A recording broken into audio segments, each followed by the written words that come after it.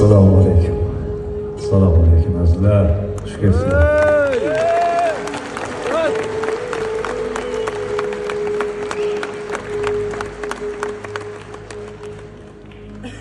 Bu kungi bayram hammamizga muborak bo'lsin.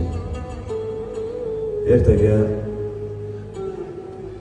rahmatli otamizni tug'ilgan kunlari edi. Shu munosabat bilan mana siz azizlar bilan yig'ilib turibmiz. U sahnada necha ulug' ustozlar, san'at ustalari shu elimizga o'z mahoratlarini ko'rsatishdi. Yana qanchadan qancha ustoz hofizlar bu sahnaga yetib kela olmadilar.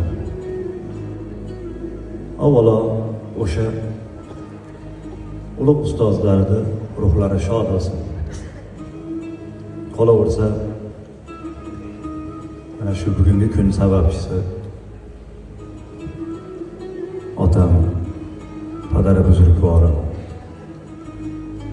Sher Muhammad Sherali Jo'rayevni tug'ilgan kunlari munosabati bilan mana shu yerda ko'rishyapmiz. Dunyoga kelibmizki,